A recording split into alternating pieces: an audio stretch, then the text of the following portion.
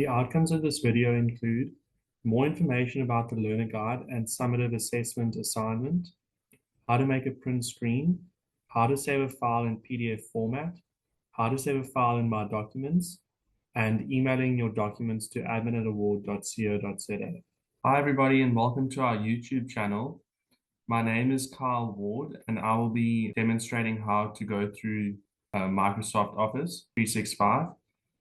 This introductory video is just to help share how to do certain functions so that if you decide to do the summative assessment tests or the assignments at the end of each video, you will know the basic functions needed to complete the assignments. More information about the learner guide and summative assessment assignment. So firstly, what I'd like to show you is, in regards to the material, there will be the free videos online, and then there'll be the material that you can go through. You can download the learner guide, which is this document over here. In it is all the material for the certain topic. In this case, it's how to use a graphical user interface-based web browser to search the internet. It's Unit Standard 116931. In the next document is the summative assessment itself. You'll be able to email award training, and we will send you an invoice, and upon payment, you will then receive an email with this document. As you go through, there's a place to put your name and other details. Then if we scroll a little bit further down, we'll see that there's normally two parts to these summative assessments. You'll have the knowledge questions. For example, what is the difference between the internet and the World Wide Web, for 2 marks? The answers for these will be in the learner guide. And then if we keep scrolling down, we'll find that there's also practical questions involved. Now, these practical questions, the answers for them will come from the videos online. So, for example, in this case, the question is connect to the internet using Internet Explorer or Google. That'll be for 1 mark. The next one is go to the home page. Another question might be search for the following growing orchids in South Africa. Note the results. That's for 2 marks, and so on. And then some of the questions require print screen evidence for your answers. But I'm going to demonstrate now in this video how to do those things so that you'll be able to answer these questions. Okay, so that is the learner guide and the summative assessment, and the two go hand in hand. How to make a print screen. So basically, print screen evidence is if the question says, select text from the website and copy and paste it into a Word document, and then save the document to the My Documents folder with your name as the file name. Sometimes it might say, provide print screen evidence to show your answer. So basically, you would need to go to the website through Microsoft Edge or Google, search for the answer, find the answer, copy the information, paste it into Word, and then make a print screen evidence of it. So if I demonstrate now, let's say it says print screen evidence your current page. So it'll be Windows, the Windows button on your keyboard, and the print screen button. You'll hold the two down, it'll make a screenshot. And then it is preferred that you open a brand new Word document and paste your print screens in that document and save that document as your name. It's also very important to save it as your name, because then we have a record as to whose documents it is that are coming through. But then you'll open up a new Word document. So File, New, Blank Document. Maybe the question number is 7.1, so I'm going to label it 7.1. Enter. And then Control V to paste, or you can use the paste option up here. And there we have it. That would be the print screen evidence. So the person marking your assignment will see, okay, you successfully did it and you did it well.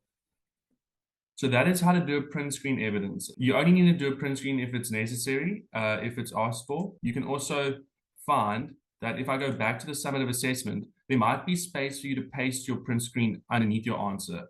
So in this case, it might be challenging because you only have this block over here to paste your answer in. So it'd be better to make a separate Word document for these answers if asked for print screen. But if, for example, the question was set out this way, where there's space to make to paste your print screen here, then you can also just click here, Control V, and paste your print screen, and that will also be acceptable as it forms part of the same document. So that is how to do a print screen evidence. How to save a file in PDF format. The next thing I'd like to show you is how to save a file as PDF. PDF is important for saving, as no one can edit your document after you save it in PDF format. Your answers will be as they are. And also for marking purposes, it's good to mark in.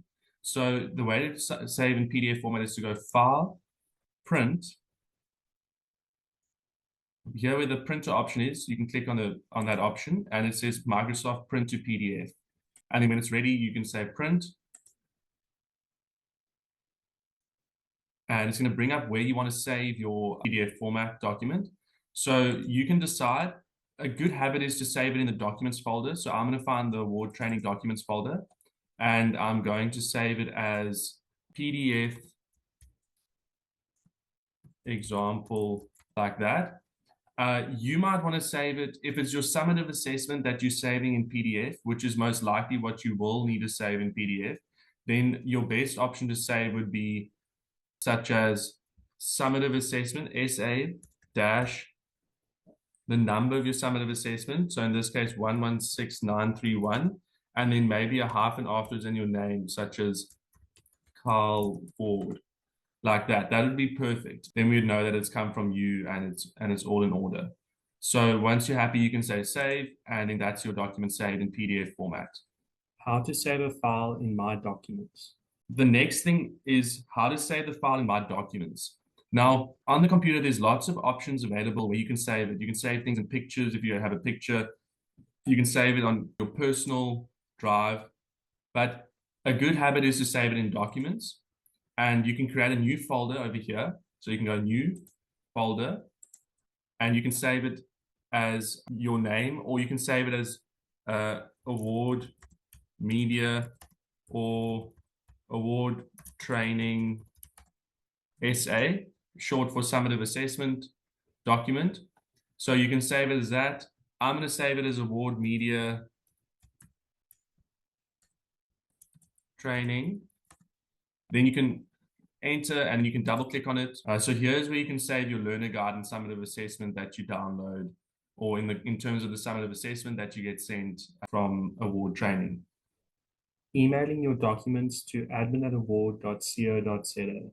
So the last thing to take a look at is how to email your documents. Now, if you are watching this, you might already have Microsoft Office 365 applications. So you can use Outlook as your way of emailing.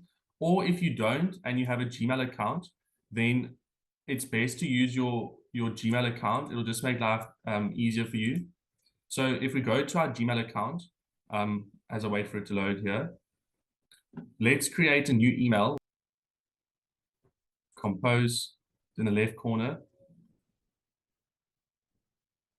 Okay, let me move this so we can see.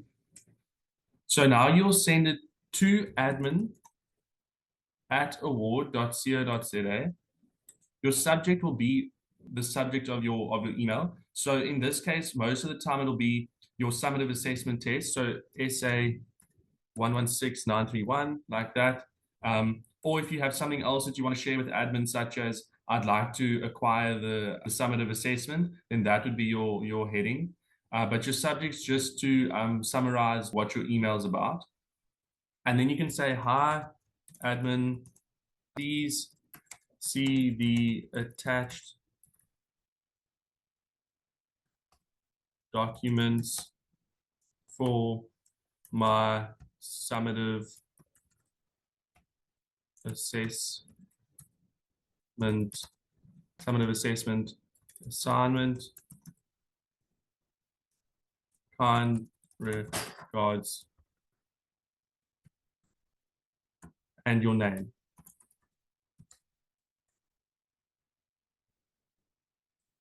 And then you'll attach the document over here, attach files.